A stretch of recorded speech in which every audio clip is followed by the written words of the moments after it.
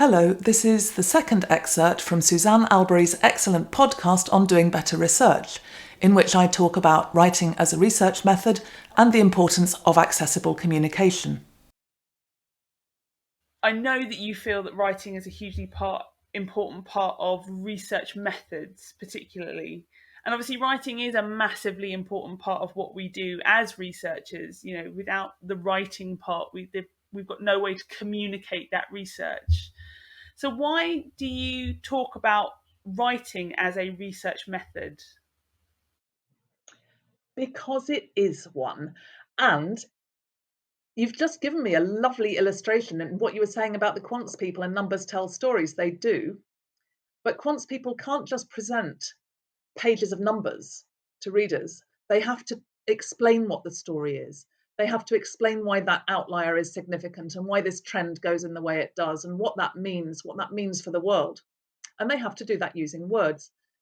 Show me a research project that doesn't involve writing, and I will be very astonished. Because, of course, those projects probably do exist in Indigenous communities where research is done very differently and there's an oral tradition.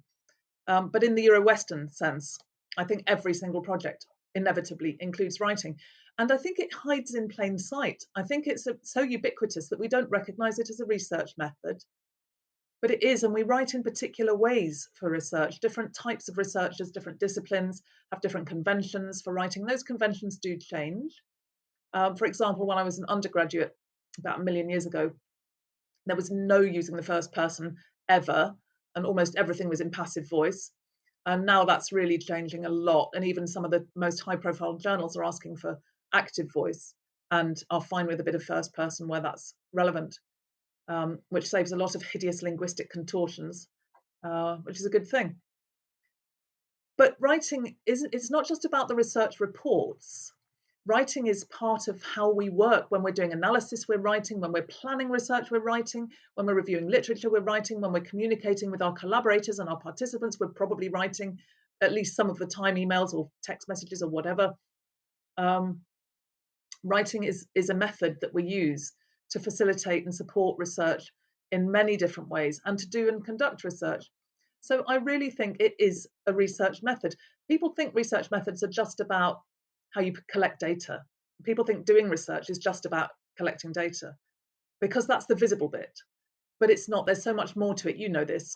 There's so much more to research. And a great deal of it is about writing, memoing in vivo, all sorts of things, all sorts, field notes, field journals, researchers' reflective journals, loads of stuff, participants' diaries. A lot of data is collected from participants in writing in qualitative research, through diaries, through poems, through all sorts of things. Um, it's a wonderful thing, is writing. So, how does that feed into your own research practice? How do you feed that approach into your own research, the research that you do? I try to use language creatively. I was thinking about this the other day. When I was interviewing someone for the community radio research I've been doing, she talked about how she'd set up a steering group for an older people's community radio program, and nobody was interested. And then she changed the name and she called it the Production Club, and suddenly everybody wanted to join. And it was doing exactly the same thing, but it had a different name.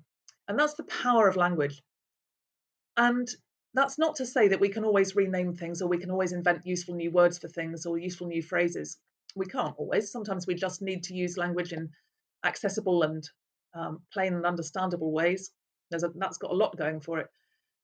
But I do think quite hard about the language I use as I write for research, whether I'm writing an email, whether I'm writing an output, whether I'm writing a note to myself. I'm always aware of the language, what I'm communicating, what I think I'm communicating. And I'm also aware that what I think I communicate is not necessarily what a reader will receive, because there are many steps.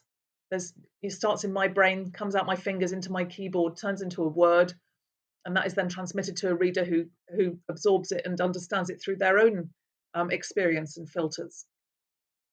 So it's not straightforward at all. but I find it endlessly fascinating, perhaps because of all the variation, all the variety that there is within writing and within words. And I just love the act of creating writing. I mean, that's probably why I've written so many books. I really enjoy creating written information, written communication. Um, yeah, and research really is about communication. Ultimately, I think there's no point doing research if we don't communicate it. We're not going to do it well if we're not communicating well during the process. So it's both. And yeah, I'm always aware and always interested.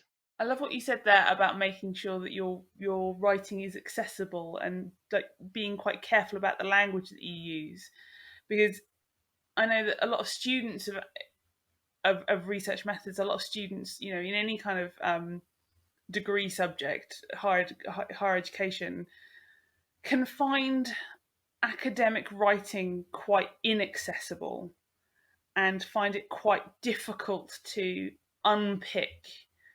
And I really struggle with that. I think that demonstrates poor academic poor writing practice, and I absolutely understand the need for clarity to make sure that we are being very clear about what we mean and make sure that we're using the right language. But I don't think that it needs to be quite so verbose sometimes and unintelligible. Yeah, I completely agree. I tell my students not to read the unreadable unless they absolutely have to. I mean, if they really need to read some dead white theorist who wrote in French and has been badly translated into English, then that if they have to, then they have to. But nearly always there's an alternative. There are theorists writing now, writing intelligibly. You could use their theories. If there's an article saying something that you think is important, but it's very badly put across, go look, see if there's another article talking about the same thing. Odds are there will be. Look at other disciplines. Don't stick to work in your own discipline. Look at what's happening in other disciplines. Maybe they write better. If you find someone whose writing is accessible for you, works well for you, look at what else they've written that might be relevant or useful. There's all sorts of little tips and wrinkles, but I really agree. I think it used to be the case that people thought if you were clever, you talked in long words and long sentences. Therefore, if you wanted to be an academic, you had to learn to talk in long words and long sentences so people would know you were clever, or at least think you were clever. It's actually harder to say complicated things simply, but it's a lot more use. So I'm really committed to that. I'm really committed to that in all my books, as far as I can in things like this podcast we're doing and my YouTube channel, to try to explain things simply, clearly, accessibly, and I hope in an engaging way too.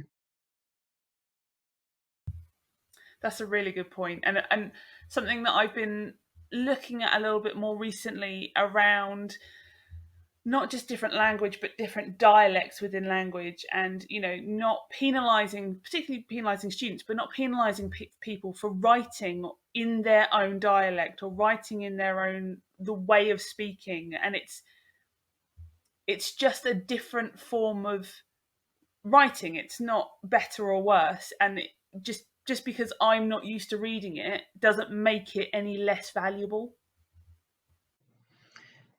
Yeah, I think that's absolutely right. There's a lovely example from the quants, actually. It's a woman called Piper Harron in the US who did a pure maths thesis. And it's beautifully written. I've read it. Well, I say I've read it. I can't read the equations. There are pages of equations. They're pretty. They're really pretty. I can't read those. But I've read all of the words. And there are jokes in it. There are comic strips in it. There are some sections where she's written the same material 3 different ways. One for lay people, one for her peers, and one for her professors. And that's fascinating to read. And it's just an astonishing piece of work. It's really entertaining. But another reason I think this is so important is because academia is so international. A lot of people are doing really advanced academic work in a language that is not their first language. And historically, we've catered very badly for those people. I think it's getting better, but I think this is another reason why, as academics, we need to try to make our work accessible so that people who are working in a language that is not their first language have a slightly less difficult time. It's still going to be really difficult, but less difficult. Next week, in part 3, I'll be giving some of my top tips to improve the quality of writing and to deal with feedback, including its emotional impact. If you can't wait till then, check out this and other podcasts from Suzanne on doing better research. The link is below.